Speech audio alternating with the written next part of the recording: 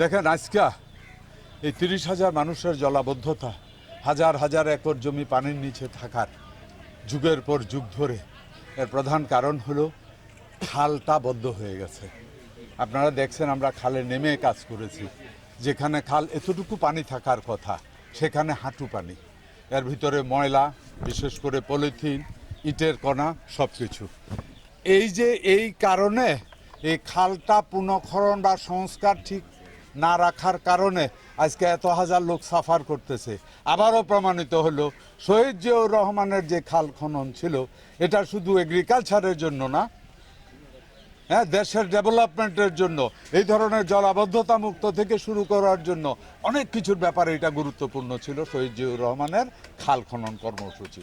আমাদের দলের পক্ষ থেকেও এখন থেকেও আবার আমরা এই খাল খননের আমরা যে 31 দফা এর সাথে আবার যোগ হচ্ছে, আমরা খাল খনন, আমরা আবার খাল খনন শুরু করব, হাজার হাজার লোকের উদ্ধার করব, ইরিগেশনকে সঠিকভাবে চালু করার জন্য আমরা কাজ করব। আজকে যে কাজটা এখানে শুরু করেছি এটা বিশেষ করে গত 17-18 বছরের কি 20 বছরের মতো এই এলাকাটা আপনি ওই দিক দিয়ে ঘুরে দেখবেন যে মানুষের বাড়িঘর, হাজার হাজার বাড়ি, ঘরের ভিতরে এই পানি, এরা থাকতে পারে না।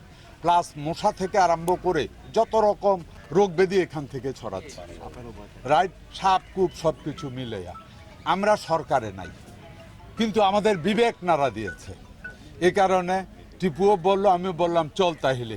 আমার দলেও আবার নতুন করে ওই ঘোষণাতে আসছে আমরা আবার যত মজা খাল, মরা খাল, দখলি খাল, এগুলিকে আমরা উদ্ধার করব। এই উপলক্ষে আমরা আজকের এই কাজ শুরু করেছি। এটা শুধু কি বলবো উদ্বোধনী না যে আমরা এটা করব ফিউচারে, এটা না, এটা আজকে আমরা শুরু করলাম, যতক্ষণ না পর্যন্ত এটা শেষ হবে চলমান থাকবে।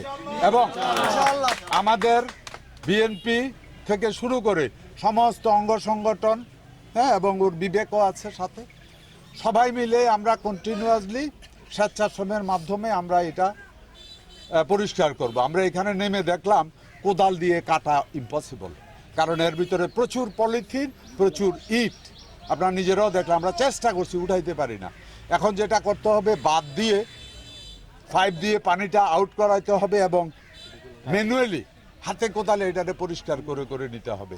আমরা সরকারে নাই, আমরা অনুরোধ করতে পারি, আমাদের কথা কে শুনবে? বিএনপি জনগণের দল, তাই জনগণের কল্যাণে আমরা পাশে এসে দাঁড়াইছি।